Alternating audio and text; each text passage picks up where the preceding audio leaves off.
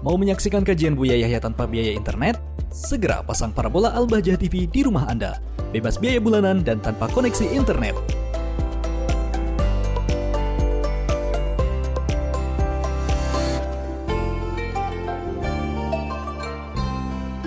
Assalamualaikum. Waalaikumsalam warahmatullahi wabarakatuh.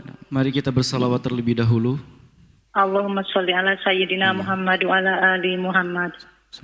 Dengan ibu siapa dan dari mana? Saya dengan hamba Allah di Bandung. Baik, ibu bisa langsung bertanya kepada Buya. Assalamualaikum warahmatullahi wabarakatuh, Buya. Waalaikumsalam warahmatullahi wabarakatuh. Semoga Buya selalu sehat dan dalam lindungan Allah Subhanahu wa taala. Apa saya langsung bertanya? Silakan. Ya. Jadi begini Buya, semenjak pandemi ini kan di YouTube banyak itu konten-konten ruqyah gitu, tapi ruqyahnya itu dengan cara-cara yang menurut saya itu bukan cara orang Islam begitu Buya.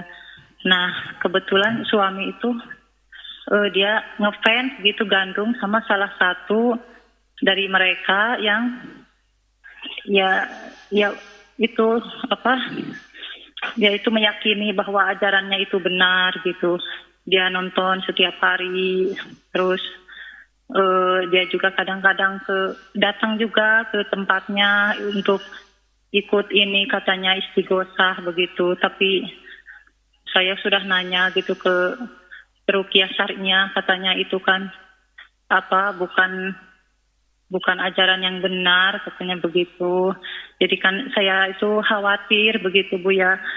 Saya khawatir suami saya itu melakukan keharuman gitu dengan meyakini bahwa itu ajaran yang benar, terus dia datang gitu ke tempat orang itu katanya kan dukun begitu. Jadi saya ingatkan suami tapi dia setiap diingatkan tidak terima gitu. Padahal saya ngomong dengan lembut gitu, saya ingatkan pelan-pelan.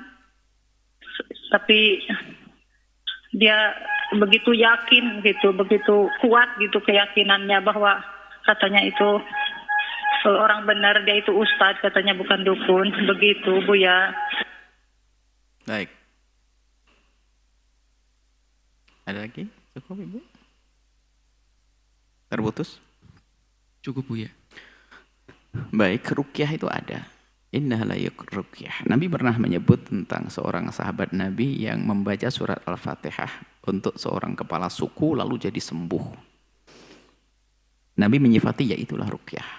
Membaca surat Al-Fatihah dengan harapan Allah berikan kesembuhan atau ayat-ayat Al-Quran. Sederhana seperti itu. Jadi ruqyah itu ada. Jadi sederhana sekali ruqyah, bacakan ayat-ayat Al-Quran, ayat-ayat syifa, ayat-ayat obat, dibacain. Kemudian setelah itu, apakah ditiupkan atau diusapkan, atau mungkin sebagian dengan media air agar diminum dan sebagainya, ada contoh. Atau disiramkan, doa-doa. Nggak ada lebih dari itu. Nggak ada bualan cerita-cerita yang aneh-aneh. Jadi seperti itu. Kalau seperti itu, kemudian jadi cirinya adalah orang ahli ruqyah yang sesungguhnya adalah memang secara pribadi dia adalah orang yang patuh. Sholat 5 waktu,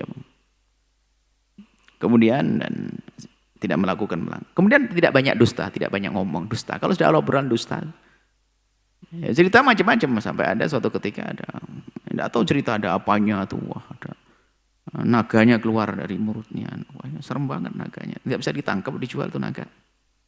Gitu. Apalagi macam-macam banyak kisah-kisah.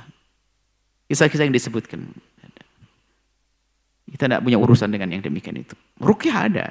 Makanya kita tidak tahu yang Anda maksud itu jangan-jangan benar, saya nggak tahu. Jangan-jangan orang datang didoain setelah itu begini insya Allah. Ada sebagian orang ya karena ada kedekatan kepada Allah atau Allah beri kelebihan cukup baca Fatihah itu sembuh. Tapi giliran yang baca saya mungkin nggak sembuh-sembuh. Itu memang ada masalah kedekatan masing-masing dengan Allah dan Allah beri karunia. Doanya sama. Bisa saja beda antara orang dengan orang. Asalkan itu saja. Orangnya adalah ahli istiqomah, sehingga itu bukan dukun. Kemudian sederhana, tidak ada bualan. Kalau sudah ada tanda-tanda cerita bohong, maka begitulah memang. Kalau berurusan dengan dunia gaib, itu para dukun yang biasa bohong. 10 kisah benernya 1, lihat seolah-olah 10 semuanya jadi benar. Bohong. Begitulah kisahnya bagaimana mencuri berita, setan mencuri berita langit, itu kan begitu, ramal-ramalan dan sebagainya. Nebaknya 1 benar, seolah-olah benar semuanya, padahal sepanjang dia nebak salah terus, hanya benar sekali saja yang benar disebut-sebut. Nah, apalagi termasuk ruqyah ini ya, jangan dibawa-bawa dengan macam-macam. Wah, ini kamu di dalam dirimu ada begini, kamu diikuti oleh ini dan sebagainya. Yang ada dalam Al-Quran adalah masud jin. Mas itu adalah takthir, pengaruh jin. Apakah istilah masuk, tidak dibahas di situ. Apakah orang masuk jin, masuk dalam dirimu dan sebagainya, bukan. Apa yang terganggu? Waswas dalam Al-Quran, min syarril waswasil khannas, minal jinnati wan nas, waswas, digoda. Jadi bukan pembahasan masuk atau tidak masuk di sini. Bukan di dalam dirimu ada bermacam-macam. Kita tidak mengerti hal-hal yang semacam itu. Yang punya ini harus ada ilmunya dong, sampaikan. Yang jelas begini saja Ibu yang bertanya, Anda juga jangan buru-buru, jangan-jangan itu ruqyah yang benar, cuma datang, baca zikir, baca wirid, kemudian baca doa, ya selesai, nggak ada masalah. Yang jadi masalah ada bualan, nyerem kan, wah, di dalam dia harus gini, kamu harus berapa kali, gini, kan, wow. Ini bisa jadi keluar dari jalur itu. Saya tidak bisa menghukumi, karena kami tidak tahu benar seperti apa. Cuman kami kasih rambu-rambu semacam ini, bahwasanya ruqyah itu ada, tapi akan menjadi benar kalau dimiliki oleh orang yang sidik, jujur dia. Tapi kalau dimiliki pembohong, Masya Allah, dia banyak bohongnya ceritanya. Ruqyah dusta. Wah, ruqyah macam-macam. Ruqyah sederhana sekali pada zaman Nabi, dan dilakukan oleh para salaf, itu biasa. Ada datang pada orang minta doa, selesai, ya ruqyah. Ruqyah syariah itu. Selesai, wallahu a'lam bissawab.